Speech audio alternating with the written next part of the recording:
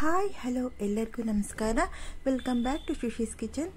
ಇವತ್ತು ನನ್ನ ಕಿಚನಲ್ಲಿ ನಾನು ಗಣೇಶನ ಹಬ್ಬಕ್ಕೆ ಕಡುಬು ಮಾಡಿದ್ವಲ್ವ, ಅದನ್ನು ಮಾಡೋ ವಿಧಾನ ತೋರಿಸ್ತೀನಿ ನೋಡಿ. ನಮ್ಮ ಕಡೆ ಎಲ್ಲ ಬಂದು ಕರ್ನಾಟಕ ಸ್ಟೈಲಲ್ಲಿ ಎಳ್ಳಲ್ತ ಕಡುಬು ಮಾಡೋದು ನೋಡಿ. ಇದಕ್ಕೆ ಕಾಯಿ ಹಾಲು, ಫ್ರೆಶ್ ತೆಂಗಿನಕಾಯಿನ ಏಲಕ್ಕಿ ಒಂದು 3-4 ಹಾಕೊಂಡು ರುಬ್ಬಿಟ್ಟು ಅಲ್ಲಿ ಲಾಸ್ಟಲ್ಲಿ ಬೆಲ್ಲ ಸೇರಿಸ್ಬಿಟ್ಟು ಹಸಿಯಾಗೆ ಯೂಸ್ ಮಾಡೋದು ನೋಡಿ. ಹಬ್ಬದ ದಿನ ನಾನು ಬೋಂಡ ಮಾಡಿದ್ದೆ, ವೈಟ್ ರೈಸ್, ಪುಳಿಯೋಗರೆ, ಕಾಳುಗೊಜ್ಜು, ಬಾಳೆಕಾಯಿನೂ ಮತ್ತು ಕಡಲೆಕಾಳು ಹಾಕಿ ಕಾಳುಗೊಜ್ಜು ಮಾಡಿದ್ದೆ, ಪುಳಿಯೋಗರೆ ಮತ್ತು ಇದು ಕಡಲೆಕಾಳ್ದು ಉಸ್ಲಿ ಮಾಡಿದ್ದೆ ಗಣೇಶನ ಹತ್ರ ಇಡೋಕ್ಕೆ ಅಂತ. ಕಡುಬು ಉಸ್ಲಿ ನೋಡಿ. ಇವಾಗ ಹೇಗೆ ಮಾಡೋದು ಅನ್ನೋದನ್ನ ತೋರಿಸ್ತೀನಿ. ಫಸ್ಟು 150 ಗ್ರಾಮ್ ತೊಗೊಂಡಿದ್ದೀನಿ ನಾನು ಎಳ್ಳು. ಬಿಳಿ ಎಳ್ಳಲ್ಲೂ ಮಾಡ್ತೀನಿ ಮತ್ತು ಕಪ್ಪೆಳ್ಳಲ್ಲೂ ಮಾಡ್ತೀನಿ.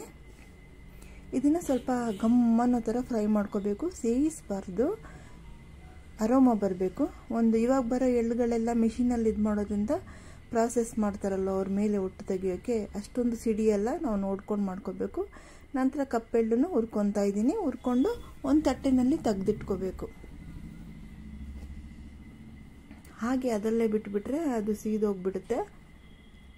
ಸೀದ್ರೆ ಕಹಿ ಬರುತ್ತೆ ಎಳ್ಳೆಲ್ಲ ನೋಡಿ. ಇವಾಗ ಟೇಸ್ಟು ತುಂಬ ಟೇಸ್ಟು, ಈ ಕಪ್ಪೆಳ್ಳು ತುಂಬ ಟೇಸ್ಟು. ಯಾರ್ಯಾರು ಈ ಥರ ಎಳ್ಳಲ್ಲಿ ಮಾಡ್ತಾರೆ ನನಗೆ ಕಮೆಂಟ್ ಮಾಡಿಪ್ಪ. ತುಂಬ ಜನ ಇವಾಗ ತೆಂಗಿನಕಾಯಿನ ಬೆಲ್ಲದ ಪಾಕದಲ್ಲಿ ಇದು ಮಾಡಿಬಿಟ್ಟು ಅದನ್ನು ಫಿಲ್ಲಿಂಗ್ ಮಾಡಿ ಇದರಲ್ಲಿ ಸ್ಟೀಮಲ್ಲಿ ಬೇಯಿಸ್ತಾರೆ. ಆದಷ್ಟು ಚೆನ್ನಾಗಿರಲ್ಲ. ನಾನು ತೋರಿಸೋ ಪ್ರಾಸೆಸಲ್ಲಿ ನೀವು ಮಾಡಿ, ತುಂಬ ಈಸಿ ಮೆಥಡಲ್ಲಿ ಮಾಡ್ಬೋದು. ರಾಗಿ ಮುದ್ದೆ ಮಾಡ್ತೀವಲ್ವ, ಆ ಮೆಥಡ್ಸ ನಾನು ಮಾಡೋದು, ನಮ್ಮಮ್ಮ ಮಾಡ್ತಾಯಿದ್ರು. ಇವಾಗ ಬಿಳಿ ಎಳ್ಳನ್ನ ಜಾರಲ್ಲಿ ಸೇರಿಸ್ಕೊಂಡು ಅದಕ್ಕೆ ಏಲಕ್ಕಿ ಒಂದು 3-4 ಏಲಕ್ಕಿ, ಇದು ಚೆನ್ನಾಗಿರುತ್ತೆ, ಏಲಕ್ಕಿ ಹಾಕೋಬೇಕು. ಏಲಕ್ಕಿ ಹಾಕ್ಕೊಂಡು ಒಂದು 10 to 20 ಸೆಕೆಂಡ್ ಓಡಿಸ್ಕೋಬೇಕು. ನಿಲ್ಲಿಸಿ ಓಡಿಸ್ಕೊಳ್ಳಿ. ಇಷ್ಟು ಪೌಡ್ರ್ ಆದಮೇಲೆ ಇದ್ರ ಈಕ್ವಲ್ ಬೆಲ್ಲ ತೊಗೊಂಡು ಜಾರಲ್ಲೇ ಸೇರಿಸ್ಕೊಂಡು ಓಡಿಸ್ಕೊಂಡ್ರೆ ನಮಗೆ ಬಿಳಿ ಎಳ್ಳು ಪುಡಿ ರೆಡಿ ಆಗುತ್ತೆ ನೋಡಿ. ಇಷ್ಟು ಬೆಲ್ಲ ಅಷ್ಟೇ, ಎಳ್ಳಷ್ಟೇ ಬೆಲ್ಲ ತೊಗೊಂಡಿದ್ದೀನಿ ನೋಡಿ. ಜಾರಲ್ಲಿ ಫಿಲ್ ಮಾಡಿಕೊಂಡು ನಾನು ಓಡಿಸ್ಕೊಂಡು ರನ್ ಮಾಡ್ತೀನಿ. ಒಂದು 10-20 ಸೆಕೆಂಡ್ ಓಡಿಸಿದ್ರೆ ಸಾಕು, ಎಲ್ಲ ಪುಡಿ ಪುಡಿ ಆಗಿಬಿಡುತ್ತೆ. ನಮಗೆ ಬಿಳಿ ಎಳ್ಳು ಪುಡಿ ರೆಡಿ ಆಗುತ್ತೆ ಫಿಲ್ಲಿಂಗಿಗೆ. ತುಂಬ ಟೇಸ್ಟಿಯಾಗಿ ಬಂದಿತ್ತು. ಇಲ್ಲಿ ನೀವು ಮಾಡಿ ನೋಡಿ. ನಿಮಗೆ ಒಂದು ಸಂಡೇನಲ್ಲಾದರೂ ಮಾಡಿ. ರೈಸ್ ಫ್ಲೋರ್ ಅಂಗಡಿನಲ್ಲೂ ಸಿಗುತ್ತೆ, ಇಲ್ಲ ನೀವು ಮನೆಯಲ್ಲಿ ಮಾಡಿಕೊಂಡ್ರೂ ಆಯಿತು. ಇವಾಗ ಕರಿ ಬ್ಲ್ಯಾಕ್ ಎಳ್ಳಿದೆಲ್ಲ ಅದ್ರದ್ದು ಪುಡಿ ಮಾಡ್ತಾಯಿದ್ದೀನಿ ನೋಡಿ. ಕಪ್ಪೆಳ್ಳದು ಸೇಮ್ ಅದೇ ಥರನೇ ಫಸ್ಟ್ ಓಡಿಸ್ಬಿಟ್ಟು ನಂತರ ಇದಕ್ಕೆ ಬೆಲ್ಲ ಸೇರಿಸ್ಕೋಬೇಕು. ಬೆಲ್ಲ ಸೇರಿಸ್ಕೊಂಡು ನೋಡಿ 2 ಪುಡಿನೂ ರೆಡಿ ಮಾಡ್ಕೊಂಡಿದ್ದೀನಿ. ಇವಾಗ ಇದು ಅದಕ್ಕೆ ಬೇಕಾಗಿರೋ ಹಿಟ್ಟು ಯಾವ ಥರ ತಯಾರು ಮಾಡೋದು ಅಂತ ನೋಡ್ಕೊಳ್ಳೋಣ. ಈಗ ನಾನು 4 ಗ್ಲಾಸ್ ನೀರು ಹಾಕ್ಕೊಂಡಿದ್ದೀನಿ. ಒಂದೇ 1 ಸ್ಪೂನು ರೈಸ್ ಫ್ಲೋರ್ ಸೇರಿಸ್ತಾ ಇದ್ದೀನಿ. 4 ಗ್ಲಾಸ್ ನೀರಿಗೆ 2 ಗ್ಲಾಸ್ ಹಿಟ್ಟು. ನಾವು ರಾಗಿ ಮುದ್ದೆ ಯಾವ ಥರ ಮಾಡ್ತೀವೋ ಅದೇ ಥರನೇ. ಇದಕ್ಕೆ ಒಂದು 1/4 ಸ್ಪೂನು ಸಾಲ್ಟ್ ಹಾಕೋಬೇಕು. ಸಾಲ್ಟ್ ಸೇರಿಸೋದ್ರಿಂದ ಇದು ಟೇಸ್ಟ್ ಎನ್ಹಾನ್ಸ್ ಆಗುತ್ತೆ. ಇಲ್ಲಿ ಮಿಸ್ ಆಗಿದೆ, ನಾನು ಮೇಲೆ ಲೆಟ್ರಸಲ್ಲಿ ಹಾಕಿದ್ದೀನಿ ನೋಡಿ. 1/4 ಸ್ಪೂನು ಸಾಲ್ಟ್ ಸೇರಿಸ್ಕೊಳ್ಳಿ. ಇವಾಗ ಅದು ಕುದಿದ ಮೇಲೆ ಕುದಿಯೋಕ್ಕೆ ಬರ್ತಲ್ವ, ಬಾಯ್ಲಿಂಗ್ ಇದಕ್ಕೆ ಬಂದಾಗ ನಾವು 2 ಗ್ಲಾಸ್ ಇಟ್ಟಿಟ್ಕೊಂಡಿದ್ದೀವಿ, 4 ಗ್ಲಾಸ್ ನೀರು. ಅಕ್ಕಿ ಹಿಟ್ಟನ್ನ ಇದಕ್ಕೆ ಅಲ್ಲಲ್ಲಿ ಸ್ಪ್ರೆಡ್ ಹಾಕೊಳ್ಳೋಣ ಪಾತ್ರೆಯಲ್ಲಿ. ಒಂದೇ ಕಡೆ ಹಾಕಬಾರ್ದು, ಎಲ್ಲ ಕಡೆನೂ ಸೇರಿಸ್ದಂಗಾಗಿ ಈ ಥರ ಓಪನ್ ಮಾಡಿಬಿಡಬೇಕು. ಈ ಥರ ಓಪನ್ ಮಾಡಿಬಿಟ್ಟಾಗ ನಿಮಗೆ ಆ ನೀರು ಕುದಿಯೆಲ್ಲ ಮೇಲೆ ಬಂದು ಎಲ್ಲ ಹಿಟ್ಟನ್ನು ಈವನ್ನಾಗಿ ಬೇಯುತ್ತೆ. ಇವಾಗಲೇ ನೀವು ಕೋಲ್ ಹಾಕ್ಬಿಟ್ಟು ತಿರುಗಿಸ್ಬಿಟ್ಬಾರ್ದು, ಮುದ್ದೆ ಎಲ್ಲ ಜಡಿತೀವಲ್ವ ಆ ಥರ ಆಮೇಲೆ ಮಾಡ್ಕೋಬೇಕು. ಇವಾಗ ಸುಮ್ಮನೆ ಹಂಗೆ ಓಪನ್ ಮಾಡಿಬಿಟ್ಟೆ ನೀರೆಲ್ಲ ಎಲ್ಲ ಕಡೆ ಸ್ಪ್ರೆಡ್ ಆಗುತ್ತೆ. ಇವಾಗ ಇದ್ರ ಮೇಲೆ ಒಂದು ಪ್ಲೇಟ್ ಮುಚ್ಚಾದರೂ ಬೇಯಿಸ್ಬೋದು, ಇಲ್ಲ ಓಪನಲ್ಲಾದರೂ ಒಂದು 2-3 ನಿಮಿಷ ಮೀಡಿಯಮ್ಗಿನ್ನ ಕಮ್ಮಿ ಇಡಿ, ಇಲ್ಲ ತಳ ಸೀದೋಗ್ಬಿಡುತ್ತೆ. ಅವಾಗ ಓಲಿಟ್ಟೆ ಕೆಟ್ಟೋಗ್ಬಿಡುತ್ತೆ ಮುದ್ದೆ ನೋಡಿ. ಬೇಯ್ತಾ ಇದೆ. ನಾನು ನಿಮಗೆ ತೋರ್ಸೋಕ್ಕೆ ಅಂತ ಓಪನಲ್ಲೇ ಇಟ್ಟಿದ್ದೀನಿ. ಬಿಟ್ಬಿಡಬೇಕು, ನಾವು ಕೋಲಲ್ಲಿ ತಿರುಗ್ಸೋಕೆ ಹೋಗ್ಬಾರ್ದು. ಇವಾಗ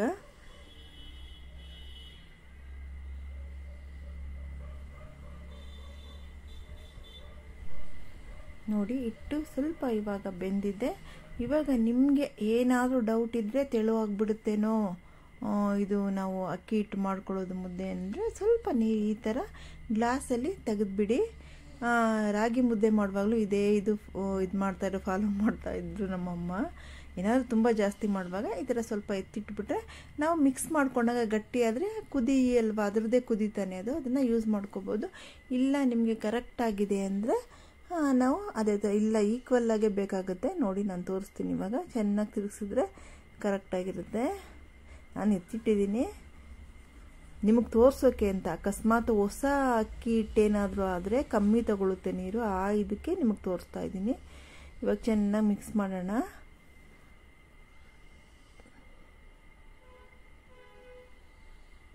ನೋಡಿ ಎಷ್ಟು ಹೊಗೆ ಬರ್ತಾ ಇದೆ ಅಲ್ವಾ. ದಪ್ಪ ತಳ ಇರೋ ಪಾತ್ರೆ ಇಟ್ಟಾಗ ನೀವು ಮುದ್ದೆ ತುಂಬ ಚೆನ್ನಾಗಿ ಬರುತ್ತೆ. ತೆಳು ಇಟ್ಟರೆ ಕೆಳಗಡೆ ತಳ ಹಿಡ್ಕೊಂಡು ಬಿಡುತ್ತೆ. ಅದರಿಂದ ನೀವು ಆಲ್ಮೋಸ್ಟ್ ನಾನು ಈ ಪಾತ್ರೆನ ದೇವ್ರದ್ದು ಪ್ರಸಾದ ನೈವೇದ್ಯ ಮಾಡುವಾಗ ಯೂಸ್ ಮಾಡ್ತೀನಿ. ಬೇರೆ ಏನು ಎನ್ವಿಗೆಲ್ಲ ಯೂಸ್ ಮಾಡೋದಿಲ್ಲ ಈ ಥರ ಪಾತ್ರೆಗಳನ್ನ.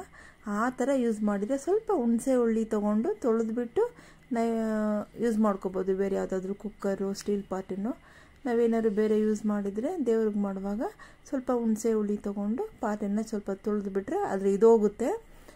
ಆವಾಗ ನಾವು ನೈವೇದ್ಯ ಮಾಡೋಕ್ಕೋ ಈ ಥರ ಹಬ್ಬದಲ್ಲಿ ಮಾಡೋಕ್ಕೋ ಯೂಸ್ ಮಾಡ್ಕೋಬೋದು. ಇವಾಗ ಮುಚ್ಚಿಟ್ಟಿದ್ದೀನಿ. ಹಬೆನಲ್ಲೇ ಫುಲ್ಲು ಬೇಯುತ್ತೆ. ಈಗ ಎಲ್ಲ ತಿರುಗಿಸ್ಬಿಟ್ಟಿದ್ದೀವಲ್ವ, ಚೆನ್ನಾಗಿ ಬೇಯುತ್ತೆ. ನಾನು ಇದ್ದಿದ್ದ ನೀರನ್ನು ಅದೆಲ್ಲ ಹಾಕ್ಬಿಟ್ಟಿದ್ದೀನಿ. ಅದು ಇದು ರೆಕಾರ್ಡ್ ಆಗಿಲ್ಲ. 1:2 ನೀವು ಅದೇ ನಿಮಗೆ ಏನಾದರೂ ಗೊತ್ತಿರಲ್ಲ ಅಲ್ವಾ, ಹಳೆ ಹಿಟ್ಟು ಹೊಸ ಹಿಟ್ಟು ಅಂತ ಸ್ವಲ್ಪ ನೀರು ಎತ್ತಿಟ್ಕೊಳ್ಳಿ. ನಿಮ್ಗೆ ತಿರುಗಿಸುವಾಗ ಗಟ್ಟಿಯಾಗಿ ಕಂಡ್ರೆ ಆ ನೀರನ್ನ ಅದೆಲ್ಲ ಆ್ಯಡ್ ಮಾಡಿಕೊಂಡು ತಿರುಗಿಸ್ಕೊಂಡ್ಬಿಡಿ, ಸರಿ ಹೋಗುತ್ತೆ. ಸಾಕು ಅಂತ ಆದರೆ ಆ ನೀರನ್ನ ಹಾಗೆ ಬಿಟ್ಬಿಡಿ.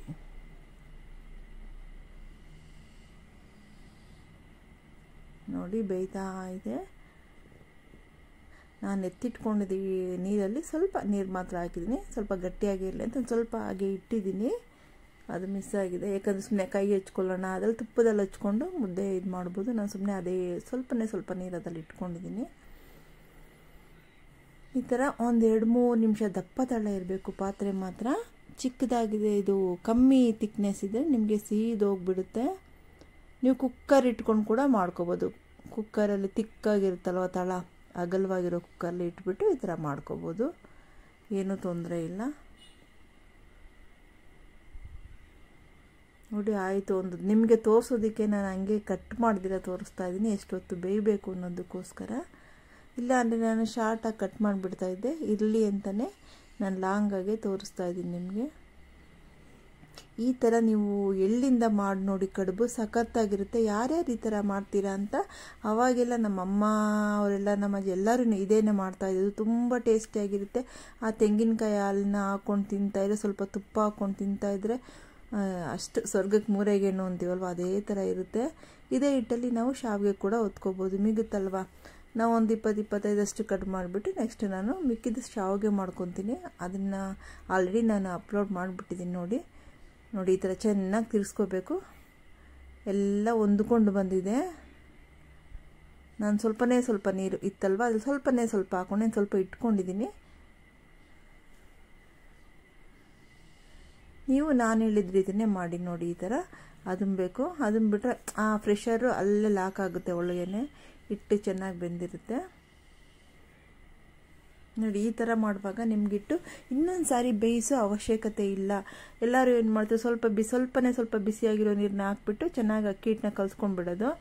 ಅದನ್ನು ಕಡುಬು ಮಾಡಿಬಿಟ್ಟು ಸ್ಟೀಮ್ ಮಾಡ್ತಾರೆ. ಆವಾಗ ಹಾರ್ಡ್ ಬಂದುಬಿಡುತ್ತೆ, ಕಡುಬೆಲ್ಲ ಚೆನ್ನಾಗಿರಲ್ಲ.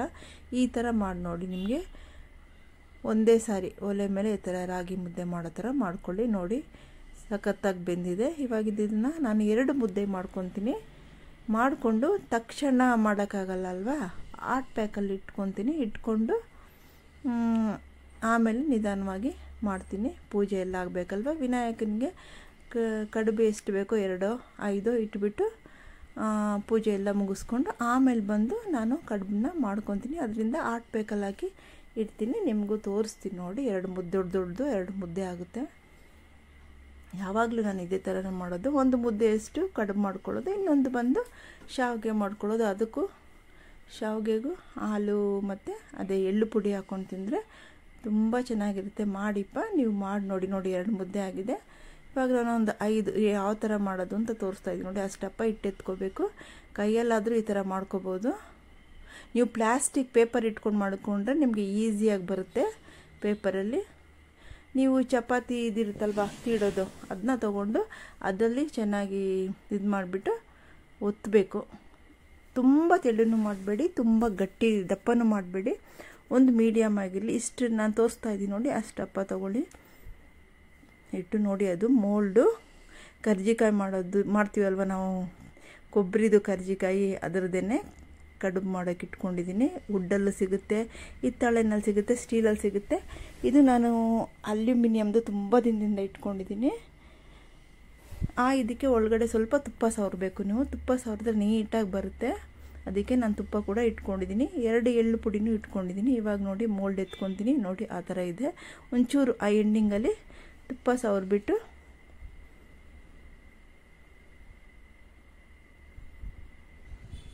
ಇವಾಗ ಅದನ್ನು ಎತ್ತಿಬಿಟ್ಟು ಅದ್ರೊಳಗಡೆ ಇಡಬೇಕು. ಈಸಿಯಾಗಿ ಬಂದುಬಿಡುತ್ತೆ ನಿಮಗೆ. 1-2-3 ಹೊಸ್ದಾಗಿ ಮಾಡೋರಿಗೆ, ನೀವು ಬಿಗಿನರ್ಸ್ಗೆ ಕಷ್ಟ ಅಂತೇನೋ. ನೋಡಿ ಈ ಥರ ಎಳ್ಳು ಪುಡಿನ 1 ಸ್ಪೂನ್ ಸ್ವಲ್ಪ ಹಾಕ್ಕೊಂಡ್ರೆ ಸಾಕು. ಯಾಕಂದರೆ ನಾವು ಸ್ವೀಟ್ ಹಾಕ್ಕೊಂಡು ತಿಂತೀವಲ್ವ, ಹಾಲಲ್ಲೂ ಸ್ವೀಟ್ ಸೋಡಿ ಆ ಥರ ಫೋರ್ಸಾಗಿ ಆ ಥರ ಮುಚ್ಚಿದಾಗ ನಿಮಗೆ ಗುಂಡಿಗೆ ಬರುತ್ತೆ. ಹೇಗಿದೆಯೋ ಕರ್ಜಿಕಾಯಿದು ಇದು ಕಡುಬು ಮಾಡೋದು ಅದೇ ಥರ ಬರುತ್ತೆ ನೋಡಿ.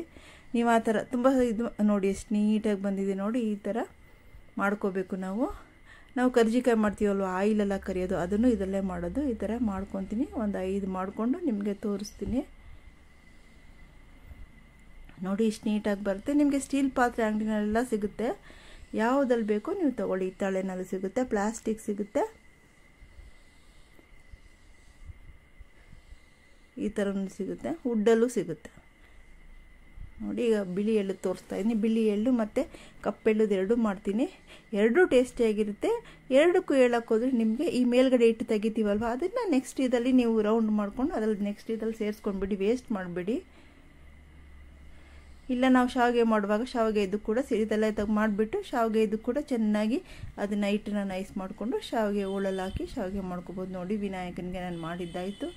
ನಾನು ತೋರಿಸ್ತಾ ಇದ್ದೀನಿ. ಮೇಲೆ ಸುಮ್ಮನೆ ಇದನ್ನು ಪುಡಿನ ಉದುರಿಸಿದ್ದೀನಿ ನೋಡಿ. ಕಾಯಲ್ಲಿ ಈ ಥರ ಮಾಡ್ಕೊಳ್ಳಿ. ತೆಂಗಿನಕಾಯಿನ ನೈಸಾಗಿ ಏಲಕ್ಕಿ ಹಾಕಿ ರುಬ್ಬಿಟ್ಟು ಲಾಸ್ಟಲ್ಲಿ ಬೆಲ್ಲ ಸೇರಿಸಿ ರುಬ್ಬಿಟ್ಟು ನಿಮ್ಗೆ ಎಷ್ಟು ನೀರು ಬೇಕೋ ಅಷ್ಟನ್ನು ಮಿಕ್ಸ್ ಮಾಡ್ಕೊಳ್ಳಿ. ಇಷ್ಟು ಅಡುಗೆ ನಾನು ಹಬ್ಬಕ್ಕೆ ಮಾಡಿದ್ದೆ. ಕಾಳು ಗೊಜ್ಜು ಗಟ್ಟಿಯಾಗೆ ಮಾಡಿದ್ದೀನಿ. ಪುಳಿಯೋಗರೆ ನಾನೇ ಗ್ರೈಂಡ್ ಮಾಡಿ ಹಸಿಯಾಗಿ ತೆಂಗಿನಕಾಯಿ, ಮೆಂತ್ಯ, ಸಾಸಿವೆ ಎಲ್ಲ ಹಾಕಿಟ್ಟು ನಾನೇ ಮಾಡಿರೋದು ನೋಡಿ. ನಿಮಗೆ ತಟ್ಟೆನಲ್ಲಿ ಇಟ್ಟು ತೋರಿಸ್ತಾ ಇದ್ದೀನಿ. ಕಡುಬು ಈ ಥರ ಇಟ್ಕೊಂಡು ಇದಕ್ಕೆ ಹಾಲು ಮತ್ತು ತುಪ್ಪ ಕರಗಿಸ್ಕೋಬೇಕು ನೋಡಿ. ಈ ಥರ ಇರುತ್ತೆ. ಬೆಲ್ಲನೂ ಹಾಕಿ ರುಬ್ಕೋಬೇಕು. ಸ್ವೀಟ್ ಇರುತ್ತೆ ಇದು. ಹಸಿ ಹಾಲು ತುಂಬ ಜನ ಕಾಯಿಸ್ಬಿಡ್ತಾರೆ. ಕಾಯಿಸಿದ್ರೆ ಒಡೆದೋಗೋ ಥರ ಇರುತ್ತೆ. ಆ ಥರ ಬೇಡ. ನಿಮಗೆ ಆವಾಗಲೇ ಯೂಸ್ ಮಾಡ್ಕೊಳ್ಳೋಕ್ಕೆ ನೋಡಿ ಈ ಥರ ತುಪ್ಪ ಹಾಕ್ಕೊಂಡು ಮಿಕ್ಸ್ ಮಾಡ್ಕೋಬೇಕು. ಚೆನ್ನಾಗಿ ಮಿಕ್ಸ್ ಮಾಡ್ಕೊಂಡು ತಿಂತಾಯಿದ್ರೆ ಮಾಡಿ ನೋಡಿಬಿಟ್ಟು ನೀವು ಆಮೇಲೆ ಹೇಳಿ ಸಖತ್ತಾಗಿರುತ್ತೆ. ಬೋಂಡ ಇಡ್ತಾಯಿದ್ದೀನಿ. ಮತ್ತು ನಾನೇ ಮಿಕ್ಸಿನಲ್ಲಿ ಗ್ರೈಂಡ್ ಮಾಡಿ ಪುಳಿಯೋಗರೆ ರೆಡಿ ಮಾಡಿದ್ದೆ, ಅದನ್ನು ಇಡ್ತೀನಿ. ಇವತ್ತು ಕಾಳು ಗೊಜ್ಜು ಗಟ್ಟಿಯಾಗಿದೆ. ಬಾಳೆಕಾಯಿ ಮತ್ತು ಕಡಲೆಕಾಳು ನೈಟೇ ನೆನೆ ಹಾಕಿದ್ದೆ. ಇದಕ್ಕೆ ತೆಂಗಿನ ತುರಿ ಜಾಸ್ತಿ ಹಾಕಬೇಕು. ಕಾಳು ಗೊಜ್ಜು ಇದಕ್ಕೆ ಸೈಡ್ ಡಿಶ್. ಕಡುಬಿಗೆ ಇದನ್ನೇ ಮಾಡ್ತಾಯಿದ್ದು ನಮ್ಮ ಅಮ್ಮ ಎಲ್ಲ ನೋಡಿ. ಪುಳಿಯೋಗರೆ ನಾನೇ ಮಾಡಿ ಹಸಿಯಾಗಿ ಎಲ್ಲ ರುಬ್ಬಿ ಮಾಡಿ ತುಂಬ ಚೆನ್ನಾಗಿತ್ತು. ಇದನ್ನು ಇನ್ನೊಂದು ಇದರಲ್ಲಿ ವಿಡಿಯೋದಲ್ಲಿ ನಿಮ್ಗೆ ತೋರಿಸ್ತೀನಿ. ಇದರಲ್ಲೇ ಸ್ವಲ್ಪ ವೈಟ್ ರೈಸ್ ಮುಗಿಸ್ಕೊಂಡಿದ್ದೆ. ಕಾಳು ಗೊಜ್ಜಲ್ಲಿ ಗ್ರೇವಿ ಇರುತ್ತಲ್ವ, ಅದಕ್ಕೆ ತಿನ್ನೋದಕ್ಕೆ ನೋಡಿ. ಕಡುಬು ಈ ಥರ ಇಟ್ಟು ನಿಮಗೆ ತೋರಿಸ್ತಾ ಇದ್ದೀನಿ. ತುಂಬ ಟೇಸ್ಟಿಯಾಗಿರುತ್ತಪ್ಪ. ನೀವು ಮಾಡಿ ನೋಡಿ ಹೇಗಿತ್ತು ಅಂತ ನನಗೆ ಕಮೆಂಟ್ ಸೆಕ್ಷನಲ್ಲಿ ತಿಳಿಸಿ. ನನ್ನ ಚಾನಲ್ನ ಸಬ್ಸ್ಕ್ರೈಬ್ ಮಾಡಿಪ್ಪ. ತುಂಬ ಚೆನ್ನಾಗಿರುತ್ತೆ. ಮಾಡಿ ನೋಡಿ, ಲೈಕ್ ಕೊಡಿ, ಕಮೆಂಟ್ಸ್ ಮಾಡಿ. Thank you.